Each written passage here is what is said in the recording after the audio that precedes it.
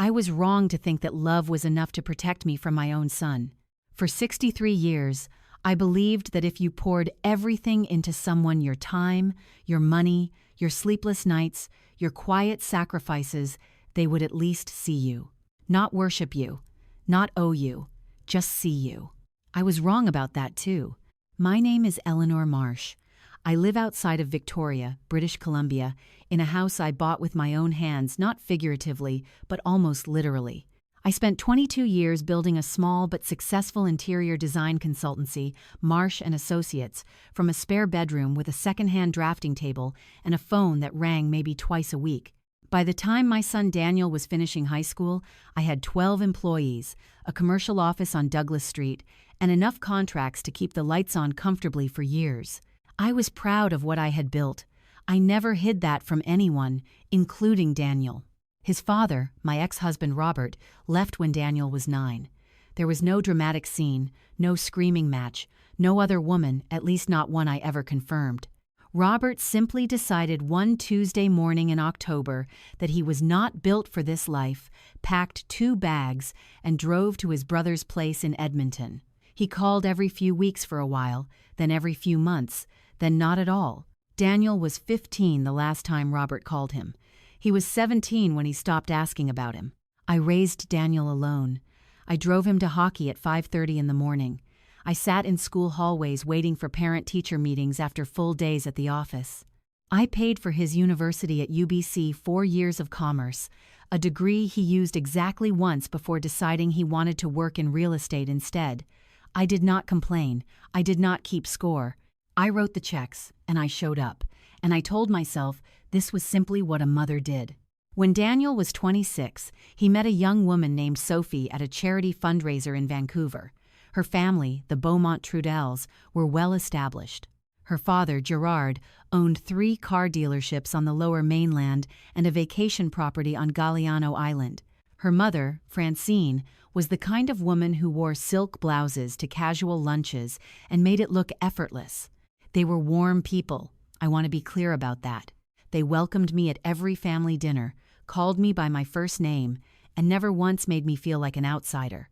But they had money in a way that announces itself quietly, the kind of money that does not need to speak. Daniel proposed to Sophie 2 years after they met. She said yes over dinner at a restaurant in Yaletown that I later learned cost $400 a plate. When Daniel called me that night, I cried the good kind of tears, the kind that come up without warning and embarrass you. He sounded happy in a way I had not heard since he was a boy, and that was all that mattered to me. The wedding planning began almost immediately. Sophie's parents offered to cover the venue and catering a waterfront event space in Sydney, and I offered to contribute to the flowers, the rehearsal dinner, and any remaining costs. This was a significant sum, nearly $34,000, and I arranged it carefully over several months. I did not expect recognition for it. I expected to sit in the front row and watch my son get married, and that was more than enough. The rehearsal dinner was the Thursday before the Saturday wedding. I had organized it at a restaurant in Victoria, a place I had used for client events many times and trusted. I had arranged the centerpieces myself, coordinated with the chef on the menu, confirmed the seating twice. When everyone arrived, the table looked beautiful. Daniel hugged me at the door and said, "Mom, this is incredible." I held on to that for a long time afterward.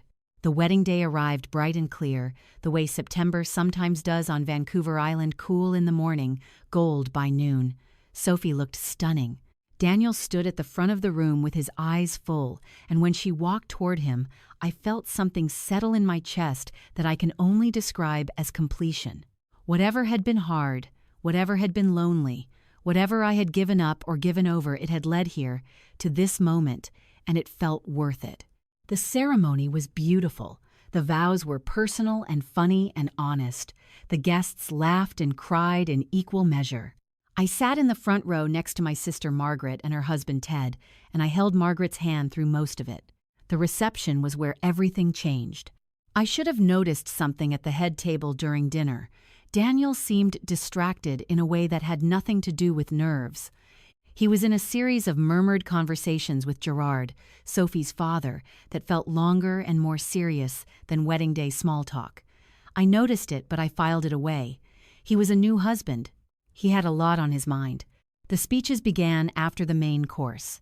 Gerard spoke first, gracious, funny, clearly a man who had given many toasts in his life. He talked about Sophie's childhood, her stubbornness, her capacity for love.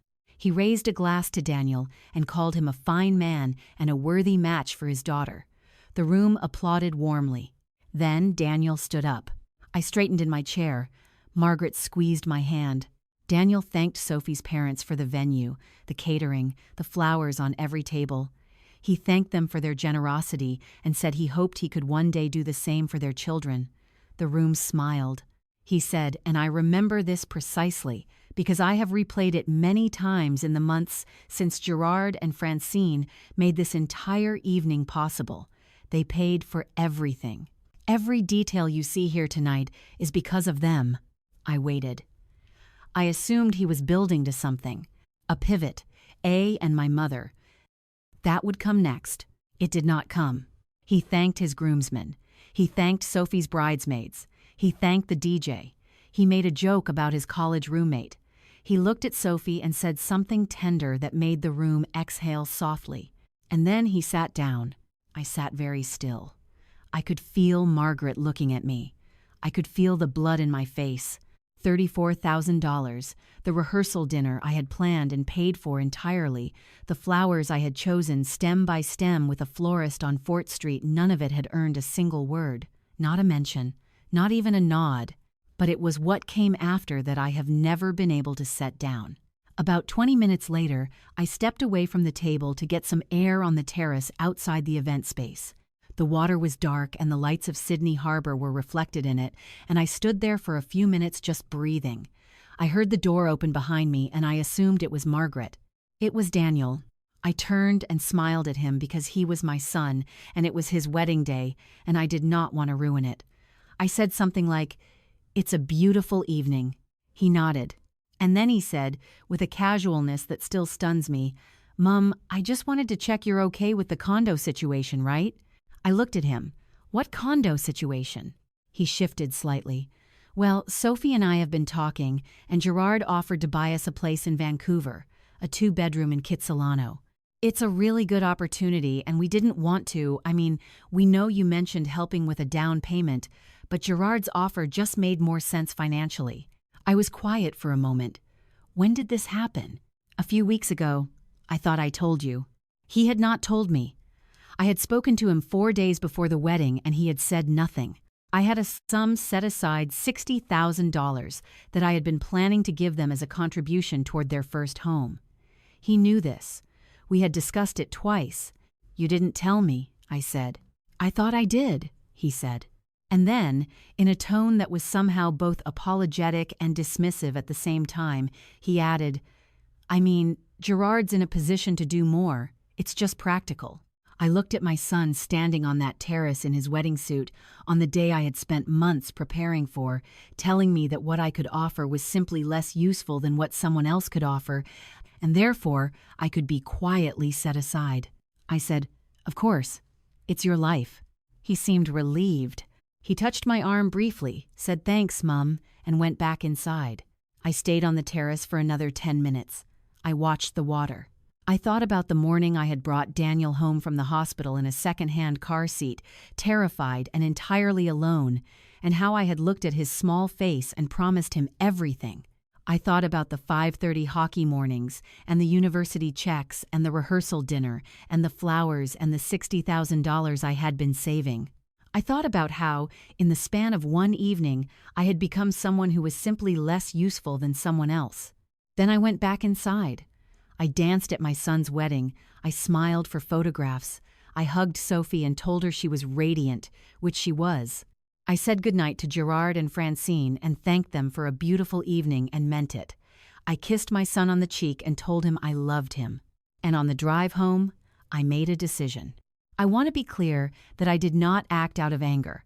I am 63 years old, and I have learned slowly and at significant personal cost that decisions made in anger are decisions you spend years cleaning up. What I felt that night was not anger. It was something quieter and more final. It was the recognition that I had been teaching my son a lesson for 30 years without realizing it, that I would always be there, that my presence required no acknowledgement, that my contributions were simply the background against which his life took place. I had taught him that, and now I had to unteach it. The Monday after the wedding, I called my lawyer, a woman named Patricia Holloway, who has handled my affairs for 14 years and who has, on several occasions, talked me out of decisions I would have regretted. I told her what had happened. She listened without interrupting. When I finished, she said, "What do you want to do?"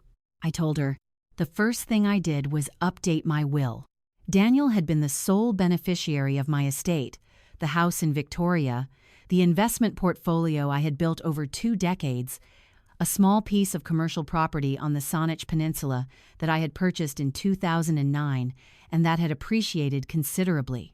I did not remove him entirely. I am not a cruel woman, but I restructured things significantly. A substantial portion went to a trust for Margaret's grandchildren, and another portion went to a conservation fund for the Gulf Islands that I had supported for years. Daniel's share was reduced to exactly what was fair and nothing more. The second thing I did was call the bank and redirect the $60,000 I had set aside for their home purchase. I had not transferred it. I had not promised it in writing. It returned to my savings account with a single phone call.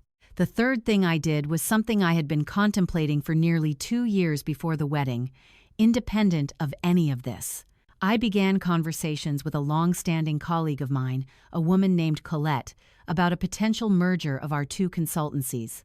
Marsh & Associates and her firm, which operated primarily in the Okanagan, would together form something considerably larger and more valuable than either of us alone. This was a business decision, not a personal one. But its timing meant that the value of my company, which Daniel had casually assumed would one day pass to him in some form, was about to be restructured in a way that would not include him. I signed the preliminary merger agreement 4 weeks after the wedding. I did not tell Daniel any of this. I continued to answer his calls. I visited them once in Vancouver in the late fall when they were settling into the Kitsilano condo that Gerard had purchased for them.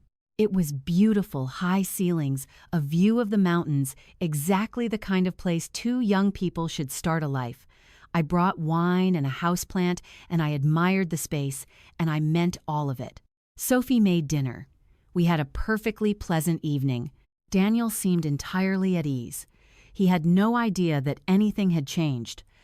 I drove back to the ferry terminal that night and sat in the waiting area with a coffee and thought about how strange it is to know something that someone else doesn't. Not as a power, just as a fact. The merger became public in February. Colette and I held a small announcement with our respective teams, sent notice to our clients, and issued a brief press statement. The new entity was called Marsh Pelletier Design Group, and the shares were divided between us as partners, with a third portion held in a corporate structure that had nothing to do with family inheritance. Daniel called me 2 days after the announcement. "Mum," he said, and I could hear in that single syllable that he had been thinking for 2 days about how to begin. I saw the press release about the merger. "Yes," I said. "It's been in the works for a while. You didn't mention it. You didn't ask about work," I said, which was true. In 4 months of phone calls and 1 dinner, he had not asked me a single question about the company I had built over 2 decades. I did not say this to wound him. I said it because it was accurate. There was a pause. What does this mean for what happens to the company eventually? I told him, calmly and clearly, exactly what Patricia and I had structured. The shares, the trust, the timeline. I did not soften it or dramatize it. I simply explained it the way I would explain a business arrangement to anyone. He was quiet for a long time. "I didn't know you were thinking about any of this," he finally said. "I know," I said. "That's something worth thinking about." Another pause. Then, "Are you upset with me about the wedding?" I had expected this question for months, and I still had to take a breath before answering. "I was hurt," I said. "Not about the condo. You can make whatever arrangements work for your life. But I sat in that room and listened to a speech in which every contribution was acknowledged except mine. And then I stood on a terrace and was told that what I offered was simply less practical than someone else. I want you to understand what that felt like. He said he was sorry. He said he hadn't thought about it that way. He said he assumed I knew how much he valued me. I told him that assumptions are not the same as acknowledgement, that the people who love you most are often the ones you forget to thank, precisely because you trust they will always be there. I told him that trust, when it is never tended to, becomes something else over time, something more like entitlement. He asked if we could start again. I told him that we had never stopped, that I loved him without condition and that would never change. But that love without honesty is just sentiment, and I was too old for sentiment. He came to Victoria the following month. He sat at my kitchen table, the same table where I had helped him with homework in grade 6, and where he had eaten breakfast on every Christmas morning of his childhood, and he talked to me in a way he had not talked to me in years. He asked me about the merger, about Colette, about what I was planning for the next chapter of my work. He asked about my sister. He asked if I was happy. I told him I was, and I meant it. He apologized again, more specifically this time. He named the things he had gotten wrong. He did not make excuses. I could see it cost him something to do this, and I respected him for it. I told him that the will remained as I had restructured it. Not as punishment, I was clear about that, but because it reflected something real about the decisions I had made and the kind of stewardship I wanted for what I had built. He nodded slowly. He did not argue. Before he left, he stood at the door for a moment and said, "I think I forgot who you were for a while." I said, "A lot of people forget who their mothers are. The ones worth something remember." He drove away, and I stood at the window watching the taillights disappear down the lane, and I felt something I had not felt in a long time. Not victory, nothing as small as that. Something more like alignment. Like the version of me who had written checks in the dark and driven to early morning practices and built a company from nothing had finally been properly introduced to the version of me standing at that window, and they recognized each other. I do not tell this story to position myself as blameless. I contributed to the dynamic that made that wedding speech possible. I had spent 30 years making myself easy to overlook. I answered every call, solved every problem, wrote every check, and I did it without asking for anything in return, which sounds noble, but it is not always noble. Sometimes it is simply a way of making yourself invisible while convincing yourself you are being selfless. I have thought a great deal, in the months since, about what we teach the people we love by the way we love them. Daniel did not wake up one morning and decide to take me for granted. He learned it slowly, over years, from the way I made myself endlessly available without ever requiring him to truly see me. I was the constant, the given, the background condition of his life, and I had made myself that way. Changing that required more than restructuring a will or redirecting a bank transfer. It required me to stop performing contentment and start being honest. It required me to say, for the first time in my son's adult life, that I was hurt, and to say it without softening it into something easier to dismiss. That is the harder work. Anyone can change a will. The harder thing is sitting across from someone you love and saying clearly, "You did not see me, and it mattered." I am 63 years old. I have built something real. I have raised a son who is, I believe, capable of becoming someone who does better because he has, in recent months, begun to do better.